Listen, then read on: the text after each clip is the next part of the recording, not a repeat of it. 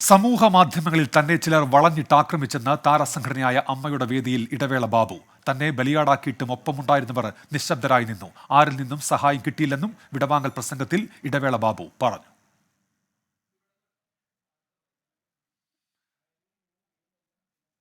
അശ്വിൻ പാലാഴിയുണ്ട് വാർത്തയുടെ വിശദാംശങ്ങളുമായി. ഇപ്പോൾ അശ്വിൻ, എന്താണ് ഇടവേള ബാബു പരാതിയായി പറയുന്നത്? അശ്വിൻ, വേദിയിൽ.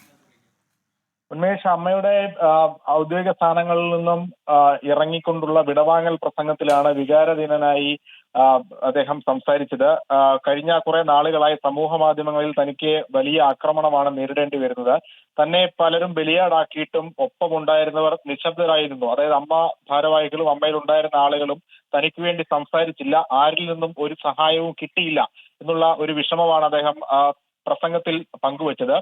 എന്നാൽ ഇന്ന് ചുമതലയേൽക്കുന്ന ഭരണസമിതിക്ക് ഇങ്ങനെ ഒരു അവസ്ഥ ഉണ്ടാവരുത്, ഒരു ദുരനുഭവം ഉണ്ടാവേണ്ടി വരരുത്, എല്ലാവരും ഒറ്റക്കെട്ടായി നിൽക്കണമെന്നൊരു ഉപദേശത്തോടു കൂടിയാണ് അദ്ദേഹം ആ പ്രസംഗം അവസാനിപ്പിക്കുന്നത്. ഒപ്പം ഈ ഭാരവാഹി തെരഞ്ഞെടുപ്പുമായി ബന്ധപ്പെട്ട തെരഞ്ഞെടുപ്പിന്റെ പ്രചാരണ വേളയിൽ താൻ പെയ്ഡ് സെക്രട്ടറിയാണ് എന്ന് ചിലർ പ്രചരിപ്പിച്ചു എന്നുള്ള ഒരു കാര്യം കൂടി അദ്ദേഹം പറയുന്നുണ്ട്.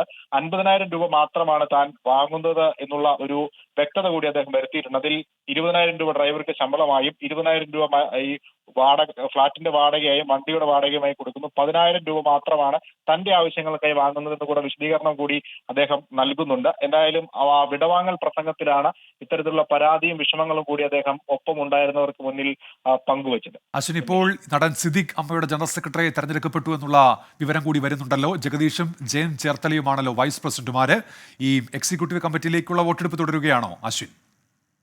തെരഞ്ഞെടുപ്പിന്റെ ഫലം അല്പസമയം മുമ്പാണ് ഉന്മേഷ് പുറത്തു വന്നത്. നടൻ സിദ്ദിഖാണ് അമ്മയുടെ ജനറൽ സെക്രട്ടറിയായി തെരഞ്ഞെടുക്കപ്പെട്ടിരിക്കുന്നത്.